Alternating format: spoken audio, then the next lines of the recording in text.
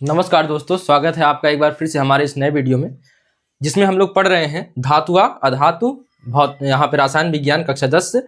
और इसमें हम लोगों ने अभी तक जो देख लिया है उसको एक बार रिवाइज करते हैं, फिर आगे बढ़ते हैं। तो हम लोगों ने देखा था धातु के भौतिक गुणधर्म और रासायनिक गुणधर्म। फिर हमने देखा अधातु, इसके भी भौतिक गुणधर्म और रासायनिक गुणधर्म। ठीक है। धातुओं से संबंधित एक चीज हमने और देखी थी, सक्रियता श्रेणी।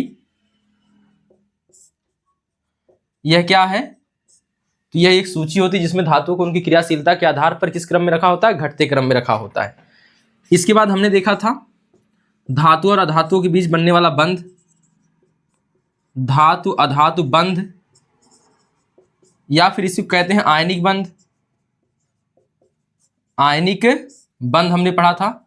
तो धातुओं और अधातुओं के बीच इलेक्ट्रॉनों के आदान प्रदान से जो बंध बनता है उसे क्या कहते हैं? आयनिक बंध कहते हैं। इसके बाद हमने क्या देखा था? तो इसके बाद आपने पढ़ा था जो आयनिक बंध होता है तो उससे जो यौगिक बनता है उसे आयनिक यौगिक कहते हैं। क्या कहते हैं? आयनिक यौगिक। और हमने देख लिया था आयनिक यौगिक की विशेषताएं भी देख ली थी। आयनिक यौगिकों की विशेषताएं देखी थी। फिर हमने क्या देखा था? धातुओं की प्रकृति में प्राप्ति कैसे होती, हमने यह देखा था। धातुओं की प्राप्ति प्रकृति से,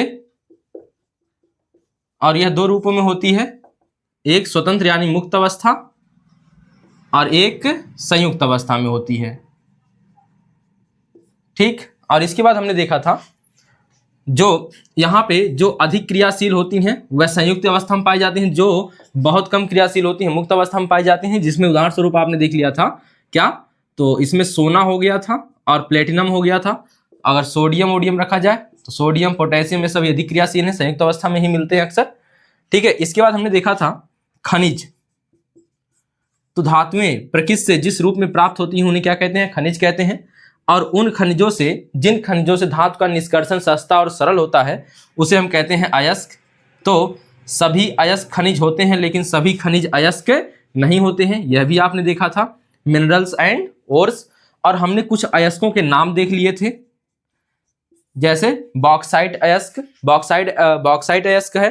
ठीक है। इसी प्रकार क्यूप्राइट, अर्जेंटाइट। ठीक है। तो ये सब हमने देखा था। अब हमने बात करना शुरू किया था जो पिछले वीडियो में, वह एक बार देखते हैं। देखिएगा, धातुओं का निष्कर्षण हमने शुरू किया था। धातुओं का निष्कर्षण।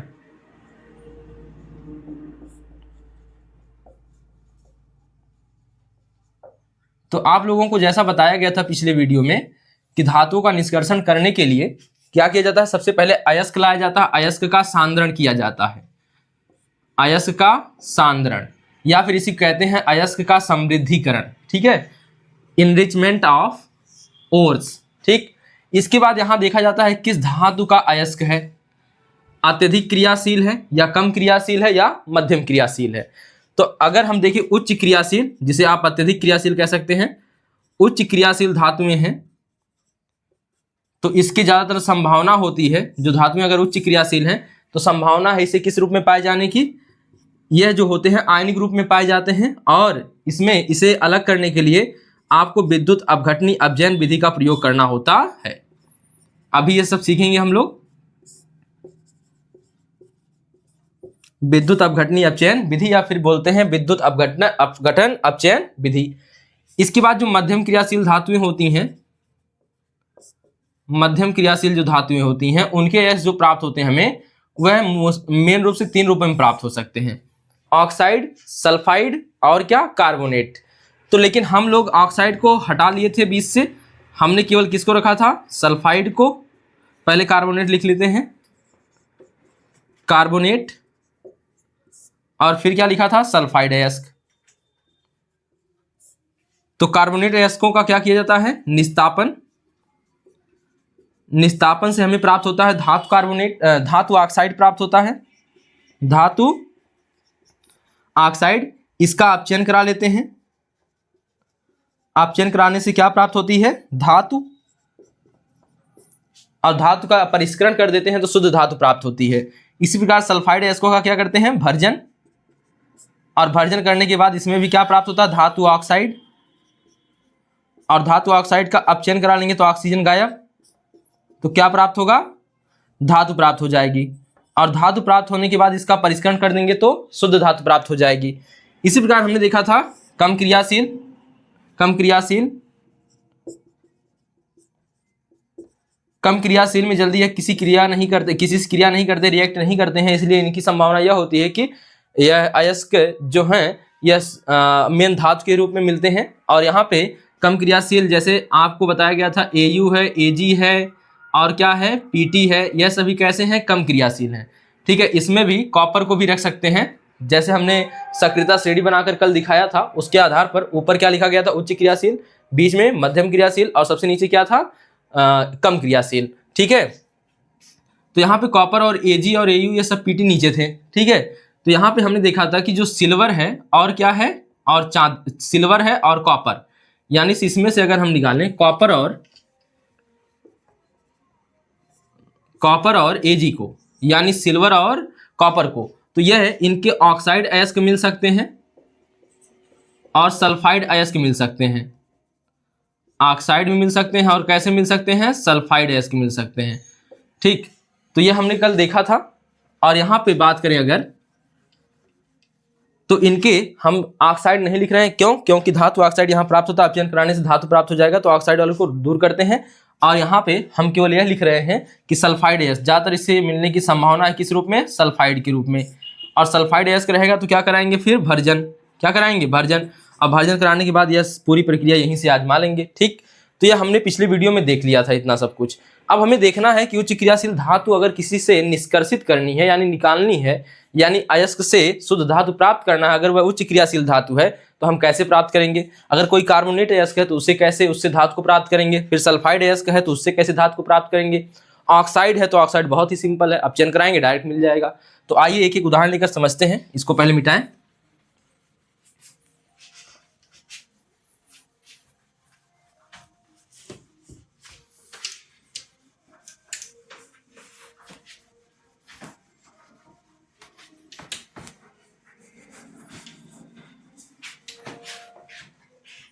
देखिए, सबसे पहले हम स्टार बनाएंगे और लिखेंगे उच्च क्रियाशील धातुओं का उनके अयस्क से निष्कर्षण, उनके अयस्क से निष्कर्षण। ठीक, देखिए अगर हम बात करेंगे उच्च क्रियाशील धातु है, इसे अभी आपने लिखा था विद्युत अपघटन अपचयन विधि द्वारा इसको शुद्ध धातु को प्राप्त करते हैं। तो यहां पे हम लिख सकते हैं उच्च क्रियाशील धातुओं को, उच्च क्रियाशील धातुओं को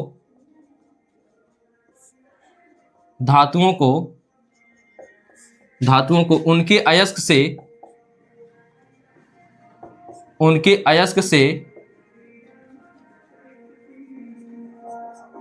अयस्क से प्राप्त करने के लिए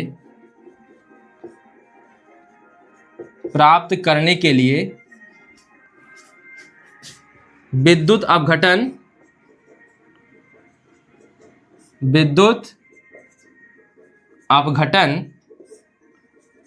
अपचयन विधि का प्रयोग किया जाता है। विद्युत अपघटन अपचयन विधि का प्रयोग किया जाता है,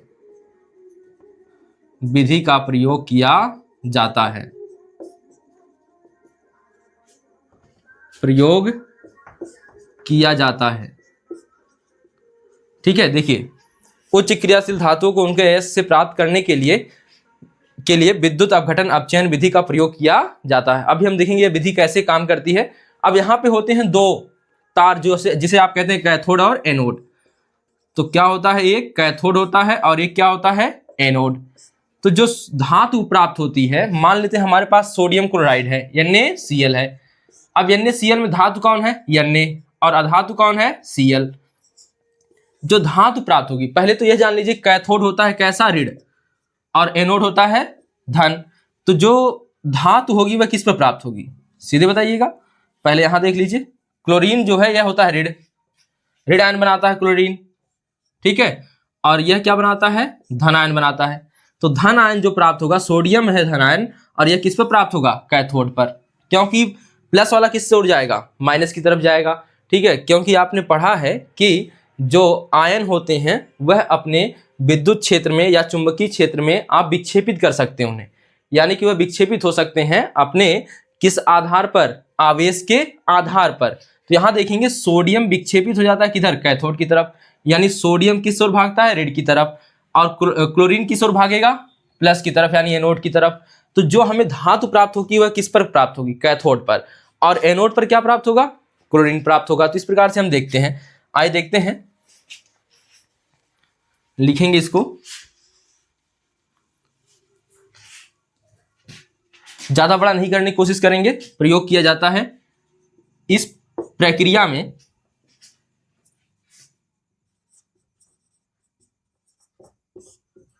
इस प्रक्रिया में शुद्ध धातु, आप लिख सकते हैं धातु केवल, इस प्रक्रिया में धातु कैथोड पर प्राप्त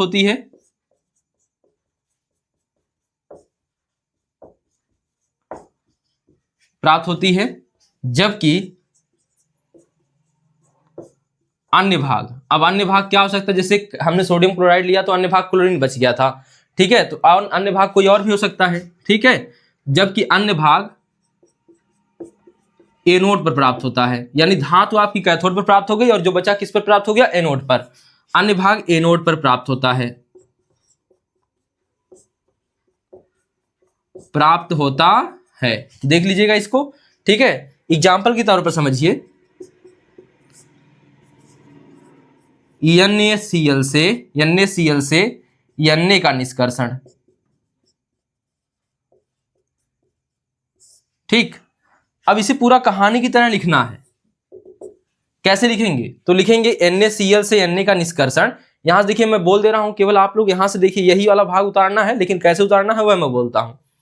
NaCl से Na का निष्कर्षण, यानी उच्च क्रियाशील धातुओं को उनके अयस्क से प्राप्त करना, यही लिखा गया है, सीधी बात।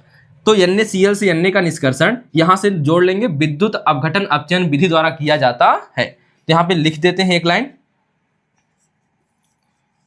NaCl से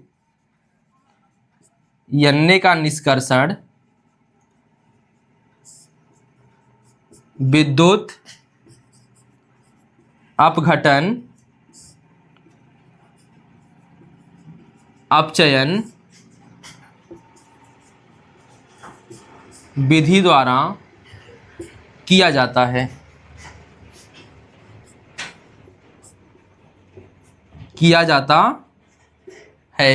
ठीक है। किस अवस्था में लाकर, गलित अवस्था में। देखिए सर्वप्रथम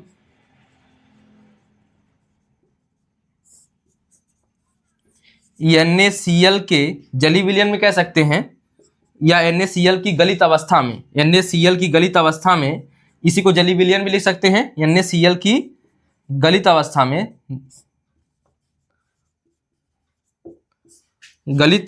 में, विद्युत प्रवाहित की जाती है।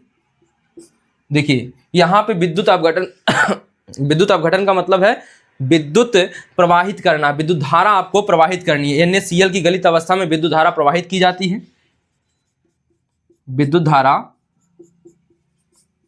प्रवाहित की जाती है।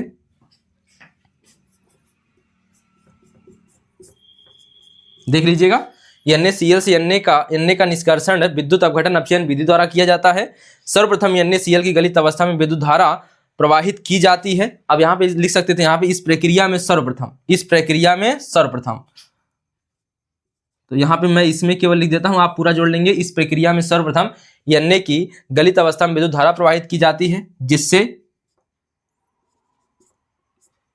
पूर्णविराम लगा लीजिएगा, जिससे धातु, यानी धातु कौन, सोडियम, जिससे धातु सोडियम, धातु Na60 में लिख देते हैं, Na कैथोड पर व क्लोरीन एनोड पर प्राप्त होती है।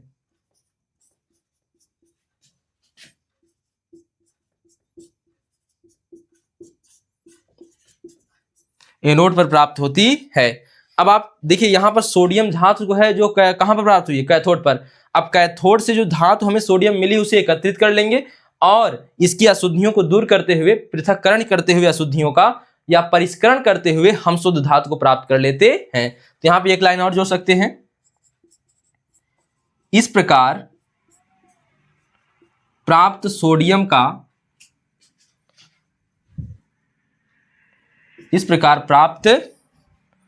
सोडियम का परिष्करण करने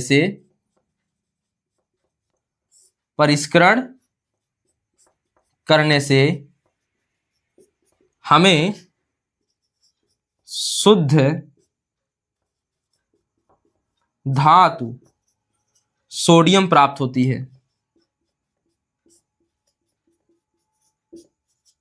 ठीक है, इसके लिए अभिक्रिया को दिखाना भी होता है, तो अभिक्रिया में नीचे जगह तो नहीं बची है, तो यहां पर आप पहले इसको नोट कर लीजिए। तो मैं इसी का जो अन्य भाग है, परीक्षा में यह आ सकता है, तो यह आप लोग नोट किए रहेंगे, तो यहाँ पे यह लिखने की जरूरत नहीं होगी परीक्षा में, यहां से यह लिखना होगा आपको। तो एक बार सुन लीजिए ऊपर क्या लिखा हुआ है, तो मैं अभिक्रिया एक लाइन दो लाइन बची है उसको लिख दूंगा।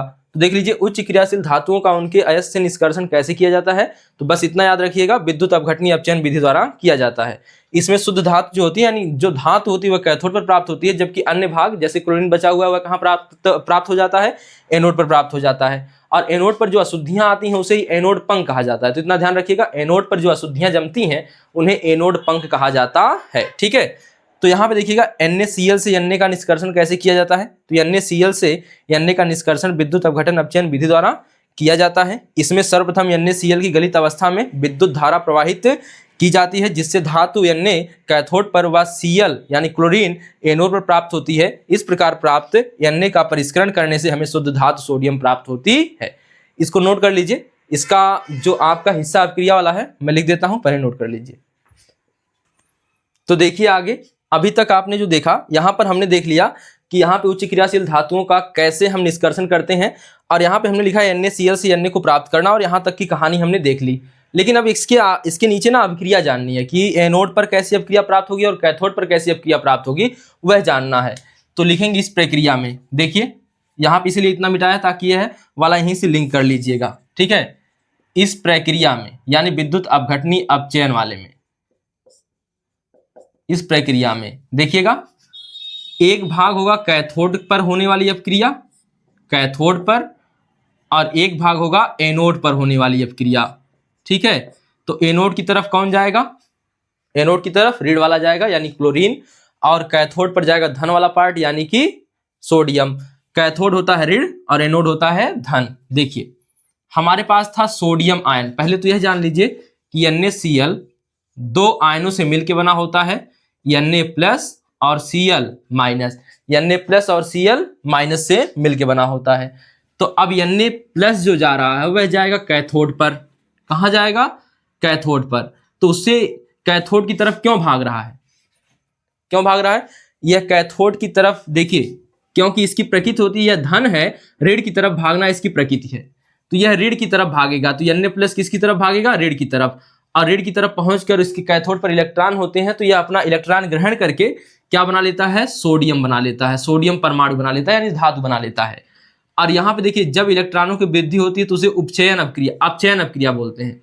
क्या बोलते हैं, अपचयन। अगर इलेक्ट्रॉनों की कमी होती तो उसे कहते हैं उपचयन। ठीक, तो यहाँ से आप देख सकते हैं जब किसी पदार्थ के साथ ऑक्सीजन की कमी हो, हाइड्रोजन की वृद्धि हो या फिर इलेक्ट्रॉन की वृद्धि हो, तब हम इसे कहते हैं कौन सी रिएक्शन, अपचयन। अगर इसी का उल्टा हो जाए, इसी का उल्टा हो जाए यानी ऑक्सीजन बढ़े, हाइड्रोजन घटे और इलेक्ट्रॉन भी क्या हो जाए, घट जाए, इसे कहते हैं उपचयन, उपचयन। या फिर इसी का नाम आता है ऑक्सीकरण। क्या नाम आता है, ऑक्सीकरण भी कहते हैं। ठीक है, तो यह आप पहले जानते हैं, पहले पार्ट में इसको बताया गया है, आप वहां से देख सकते हैं, प्लेलिस्ट में वीडियो पड़ा हुआ है। देखिए इसके बाद जो Cl- है, यह भागेगा किसकी तरफ, यह भागेगा एनोड की तरफ, Cl माइनस भागता है एनोड की तरफ। तो देखिए, तो Cl माइनस जो एनोड की तरफ भागता है वहां पे जाके Cl2 बना लेता है, क्लोरीन गैस बना लेता है, ठीक है। और क्लोरीन गैस में इलेक्ट्रॉनों की हो चुकी है पूर्ति, मतलब इलेक्ट्रॉन जो एक्स्ट्रा थे इसके पास यह कर चुका है त्याग उसका, ठीक है। जब इलेक्ट्रॉन का त्याग कर चुका है तो यहाँ पे Cl है, Cl2 है, क्या है, Cl2 है। और Cl2 एक Cl एक इलेक्ट्रॉन ग्रहण करता है, तो दो जो क्लोरीन है कितने इलेक्ट्रॉन ग्रहण किए होंगे, 2 इलेक्ट्रॉन, यानी कि यहाँ पे यह 2 इलेक्ट्रॉन लेके बैठा था, अब दोनों छोड़ दिया। अब यहाँ संतुलित करेंगे तो आपको यहाँ क्लोरीन में देखने को मिल जाएगा 2। तो यहाँ देखिए इसके पास एक अगर क्लोरीन लिखते तो 1 इलेक्ट्रॉन एक्स्ट्रा था, 2 लिखे हैं तो 2 इलेक्ट्रॉन एक्स्ट्रा था, दोनों निकल गए हैं।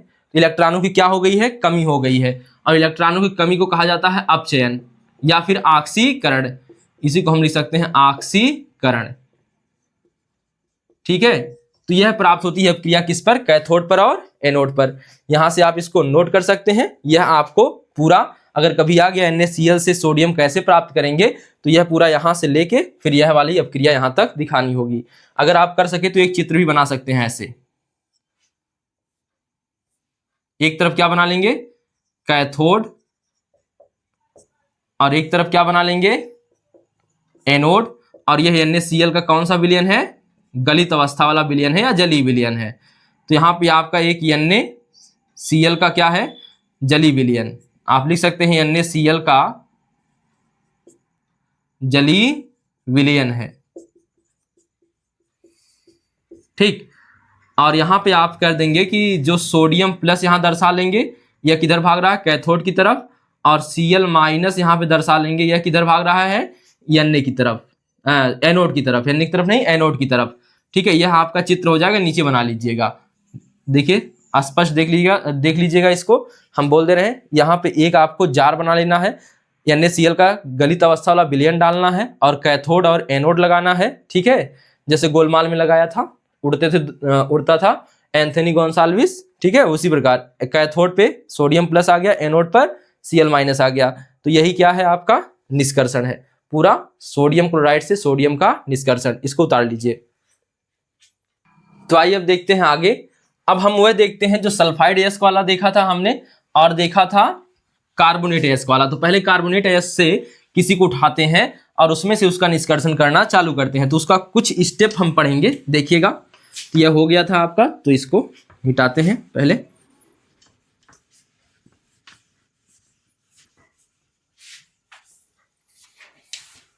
देखिए अगला स्टार है आपके पास कार्बोनेट अयस्क से धातु का निष्कर्षण। तो हम इसको उदाहरण द्वारा, क्वेश्चन द्वारा समझते हैं। तो लिखेंगे कैसे, तो लिखेंगे जिंक कार्बोनेट, आप इसे क्या कहते हैं, कैलेमाइन। तो कैलेमाइन से कैलेमाइन अयस्क, और क्या लिखेंगे कोष्टक में, ZnCO3 से जिंक प्राप्त करना, ठीक है। अब पहले जब अयस्क लाएंगे तो अयस्क का करेंगे सांद्रण, क्या करेंगे, सांद्रण। फिर देखेंगे कैसा अयस्क है, कार्बोनेट है कि सल्फाइड है कि फिर क्या है, आयनिक है या फिर ऑक्साइड है। तो हमने देखा यह कार्बोनेट है। अब आपको पता चल गया होगा कि इसका निस्तापन करना है। कार्बोनेट अयस्कों का क्या करते हैं, निस्तापन, क्या करते हैं, निस्तापन करते हैं, ठीक है। तो आइए देखिए, सबसे पहले क्या करेंगे, कुछ स्टेप होंगे, देखिए। तो स्टेप नंबर 1 समझते हैं स्टेप द्वारा, फिर हम लोग एक एक करेंगे। तो स्टेप पहले समझिए, पहले करेंगे अयस्क का सांद्रण, अयस्क का सांद्रण या अयस्क का समृद्धिकरण कहते हैं इसे, यानी कि अशुद्धियों को हटा लेंगे तो हमें अयस्क का सांद्रित रूप मिल जाएगा। अब यह जो स्टेप 2 में आएंगे, तो जो अयस्क का सांद्रण किया है आपने, इसको क्या कराएंगे, इसका कराएंगे निस्तापन। कार्बोनेट अयस्क है, चेक करेंगे कैसा अयस्क है। तो अयस्क कैसा है, कार्बोनेट अयस्क है, कार्बोनेट अयस्क है। इसका क्या कराएंगे हम लोग, निस्तापन। और निस्तापन कराने के बाद हमें क्या प्राप्त होगा, धातु ऑक्साइड। यह आपने देखा था पहले निस्तापन की प्रक्रिया में, ठीक है, पिछले वीडियो में। डिस्क्रिप्शन बॉक्स में लिंक मिल जाएगा, देख सकते हैं वहां से। कार्बोनेट अयस्क का निस्तापन करेंगे तो धातु ऑक्साइड प्राप्त हो जाएगा। फिर स्टेप 3 में आएंगे, किस में आ जाएंगे, स्टेप 3 में। स्टेप 3 में क्या होगा, धातु ऑक्साइड को उठा लाएंगे यहाँ पर, और इसका करा देंगे अपचयन। अपचयन में क्या होता है, ऑक्सीजन की कमी हो जाती है। तो धातु ऑक्साइड का अपचयन कराने से, उपचयन कराते तो बढ़ जाता ऑक्सीजन, लेकिन अपचयन कराने से धातु ऑक्साइड का क्या, ऑक्सीजन गायब, क्या प्राप्त हो जाती है, धातु। अब फिर चौथे स्टेप में जब आएंगे तो धातु का करेंगे रिफाइन यानी परिष्करण। तो धातु का परिष्करण, धातु का परिष्करण आपको हर बार यही देखना है, आपको यही 4 स्टेप याद रखने हैं। चाहे कार्बोनेट आ जाए चाहे भर्जन आ जाए, तो भर्जन रहेगा तो यहाँ सल्फाइड अयस्क रहेगा, यहाँ निस्तापन जब क्या हो जाएगा, भर्जन हो जाएगा, और यहाँ कार्बोनेट अयस्क की जगह पे सल्फाइड अयस्क हो जाएगा। धातु का परिष्करण करेंगे तो हमें क्या प्राप्त होगी, शुद्ध धातु, शुद्ध धातु। ठीक है, तो यहाँ पे आप देख सकते हैं। तो सबसे पहले 4 स्टेप में हम किसी भी शुद्धिकरण के लिए, यानी कार्बोनेट से हो या सल्फाइड से हो, हम 4 स्टेप अपनाएंगे। पहले अयस्क लाएंगे, उसका क्या करेंगे, सांद्रण करेंगे। फिर क्या करेंगे, कार्बोनेट अयस्क लाएंगे, निस्तापन करेंगे, निस्तापन से क्या प्राप्त होगा, धातु ऑक्साइड। ये कार्बोनेट अयस्क कहाँ से आया, यहाँ वाला कार्बोनेट है। ठीक है, धातु ऑक्साइड से, फिर धातु ऑक्साइड यहाँ का लाएं, अपचयन कराएं, फिर धातु प्राप्त हुई, और इसका परिष्करण करने से क्या प्राप्त हुआ है, शुद्ध धातु। तो आइए पहले इसका करते हैं, आप लोग इसे नोट कर लीजिएगा। ठीक है, आइए देखते हैं जिंक कार्बोनेट से कैसे प्राप्त होगा। तो पहले स्टेप 1, ऐसे ही आपको परीक्षा में भी लिखना होगा, एक आध क्वेश्चन आते हैं। तो देखिए यहां पे हम हल लिख सकते हैं। हल क्या लिखना, ऐसे ही लिखते हैं उत्तर। यह प्रश्न है, एक तरह से मान के चलेंगे। ठीक है, तो यह क्वेश्चन है आपका। ठीक, तो क्या लिखेंगे, स्टेप नंबर 1। अब स्टेप लिखने की आवश्यकता नहीं है, आप सीधे लिखिएगा उत्तर। तो लिखेंगे सर्वप्रथम कैलेमाइन अयस्क का, कैलेमाइन अयस्क का सांद्रण किया जाएगा, सांद्रण किया जाएगा।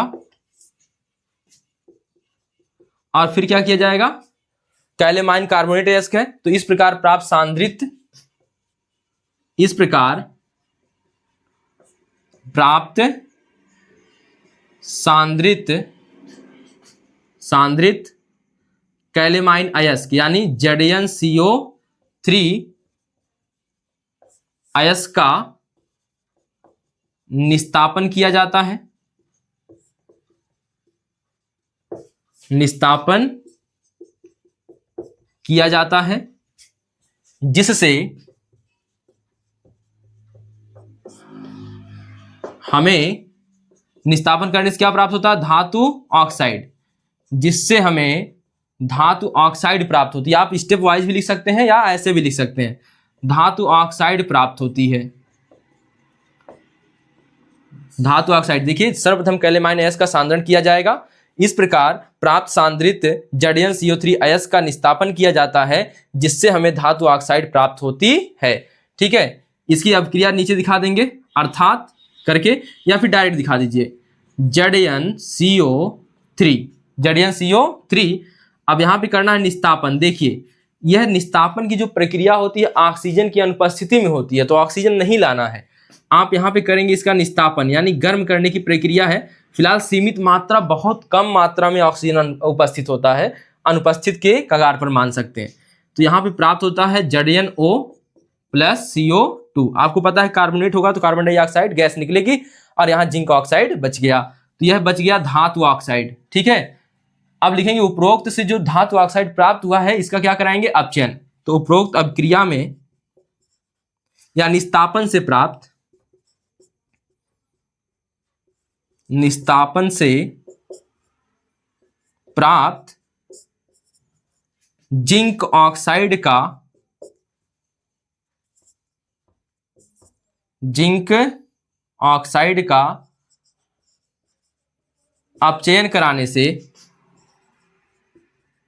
अपचयन कराने पर हमें क्या प्राप्त होती है, हमें जिंक धातु प्राप्त होती है, Zn धातु प्राप्त होती है। जड़ बड़ा है या स्मॉल है, धातु प्राप्त होती है। इसकी भी अभिक्रिया दिखा दीजिएगा। तो ZnO और कराएंगे अपचयन, और अपचयन कराने से ऑक्सीजन गायब, और यहाँ पे Zn + O2 लिख देंगे, Zn + O2। अब लिखेंगे जिंक ऑक्साइड के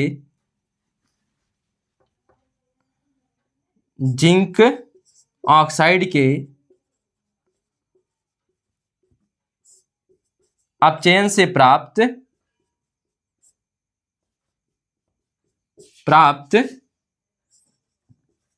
जिंक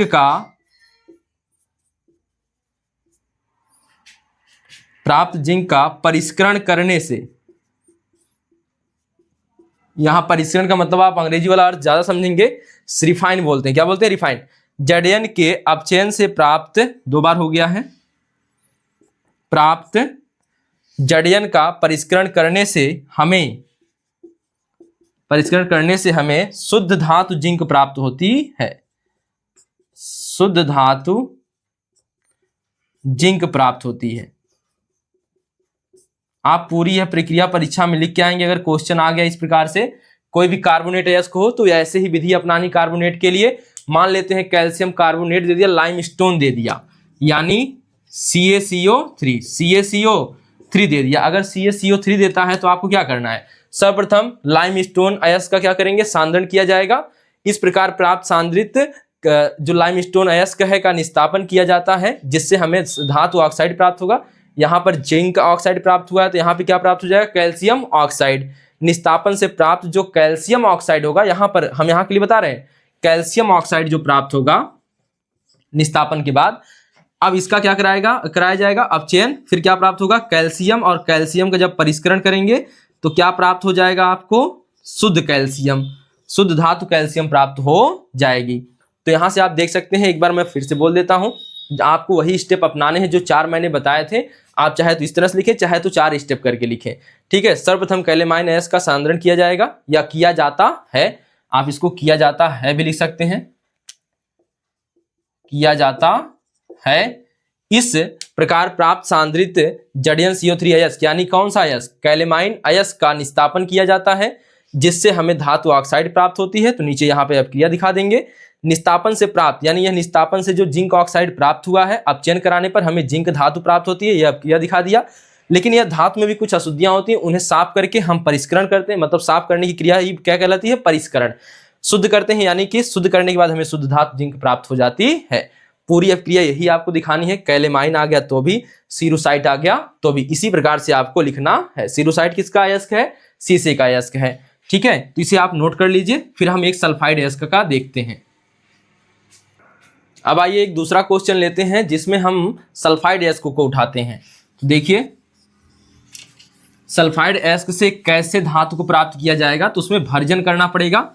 और भर्जन करने के लिए हमें सीमित वायु की मात्रा की आवश्यकता होती है। ठीक है, यानी वायु की अनुपस्थिति में हम जिसे लिखते हैं। ठीक है, देखिए क्वेश्चन क्या बनाते हैं, पहले वह देख लीजिए। क्वेश्चन बना लेते हैं। तो आप कोई भी अयस्क ले लीजिए, सिनेबार है, जिंक ब्लेंड है, तो जिंक ब्लेंड को ले लीजिए। जिंक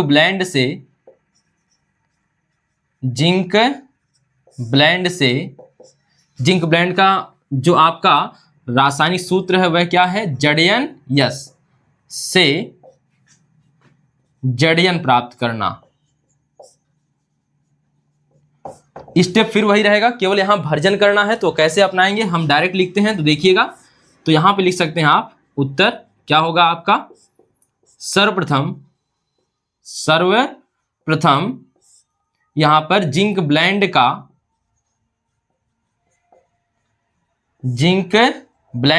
क्या किया जाएगा? यहां पर जिंक ब्लेंड का सांद्रण किया जाएगा। जिंक ब्लेंड अयस्क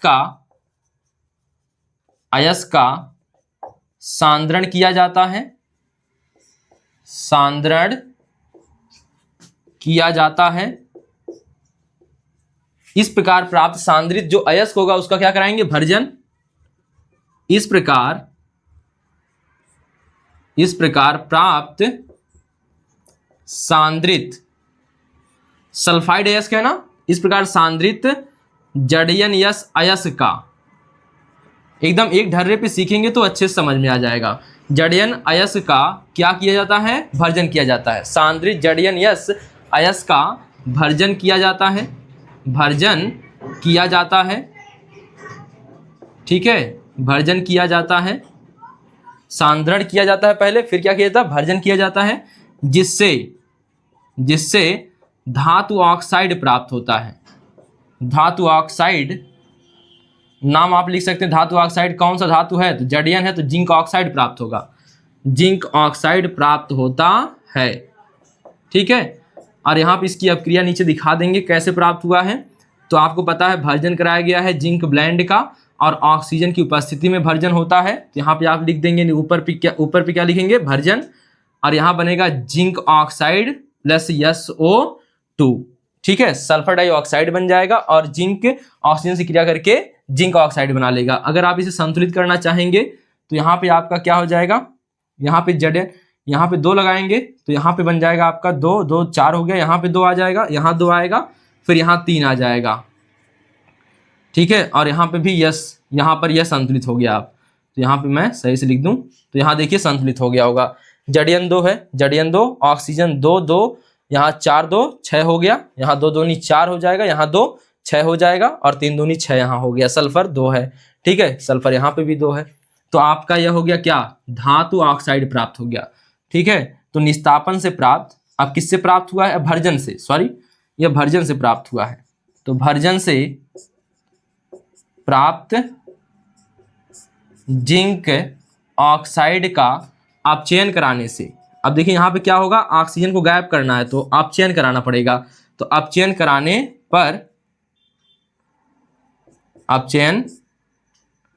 कराने पर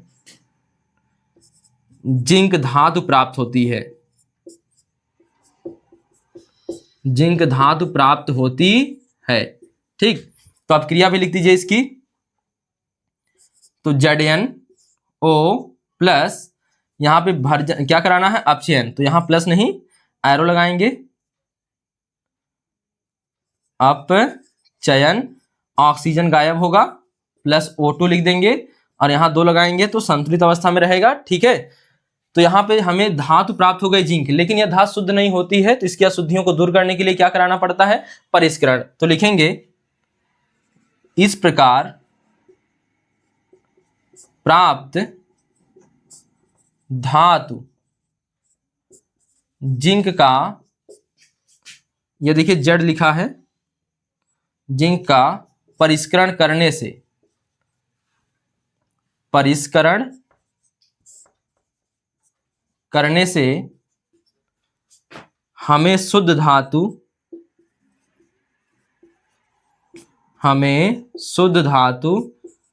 जिंक प्राप्त होती है। सेम टू सेम निस्तापन वाली प्रक्रिया है, यही आपको याद रखना है। ठीक है, जल्दी से इसको उतार लीजिए, कुछ इसमें बताने वाली बात है नहीं, केवल आपको क्या करना था, यहाँ सल्फाइड एस देखे थे तो भर्जन कर देना था, फिर धातु ऑक्साइड प्राप्त हुआ, धातु ऑक्साइड के बाद उसका अपचयन करा दिए तो धातु प्राप्त हो गई, धातु का परिष्करण कर दिए तो शुद्ध धातु प्राप्त हो गई। कुल 4 स्टेप में करना है आपको, पहले सांद्रण वाला, फिर भर्जन वाला, फिर क्या अपचयन वाला, फिर क्या परिष्करण वाला पार्ट, तो 4 पार्ट में। ठीक है, एक हम ऑक्साइड का भी देखते हैं, पहले इसको उतार लीजिए। तो आइए देखते हैं जिंकाइट वाला आपने जो देखा है, या फिर आप क्यूप्राइट ले सकते हैं, जिंकाइट ले सकते हैं, बॉक्साइट ले सकते हैं, कोरंडम ले सकते हैं, कोई भी ऑक्साइड है इसको उठाइए और यहाँ पे हम लोग उसको कर लेते हैं। तो क्या लिखेंगे, अब आपका रहेगा यहाँ पे क्वेश्चन, तो लिखेंगे जिंकाइट, हम जिंकाइट ही ले लेते हैं। जिंकाइट को किसे दर्शाते हैं, ZnO, जिंकाइट से जड़ियन प्राप्त करना। यहां पे आपको लिखेगा जिंक प्राप्त करना, मैं शार्ट में जड़ियन लिख रहा हूं, प्राप्त करना। तो देखिएगा इसका उत्तर क्या होगा। अब इसमें देखिए केवल ऑक्सीजन को हटाना है तो इसका अपचयन करा दीजिए, खत्म बवाल। तो क्या लिखेंगे, सर्वप्रथम जिंकाइड एस का सांद्रण करेंगे, सर्वप्रथम जिंकाइट अयस्क का सांद्रण किया जाता है,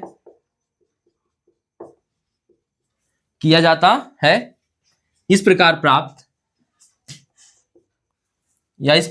सांद्रित, इस प्रकार प्राप्त सांद्रित अयस्क कौन है? सांद्रित अयस्क जिंकाइट, सांद्रित अयस्क जिंकाइट यानी ZnO का। अब बताइए यहां निस्तापन भर्जन होगा नहीं, सीधे ऑक्सीजन को हटाना है। क्या करेंगे? जिंकाइट का अपचयन किया जाता है, अपचयन किया जाता है, जिसके फलस्वरूप या जिससे जिंक धातु प्राप्त होती है, जड़यन धातु प्राप्त होती है। तो आप यहां पे सीधे लिख देंगे क्या अपक्रिया? तो ZnO और यहां पे क्या हो गया? अपचयन, अपचयन में ऑक्सीजन गायब, Zn प्लस O2, यहां दो लगा लेंगे, संतुलित। अब यहां पे देखिए हमें जिंक प्राप्त हुआ है, लेकिन इसमें से अशुद्धियों को दूर कर देंगे तो शुद्ध जिंक प्राप्त हो जाएगा, जिसे हम क्या लिखेंगे? परिष्करण। क्या लिखेंगे फिर? इस प्रकार प्राप्त जिंक धातु का परिष्करण करने से हमें शुद्ध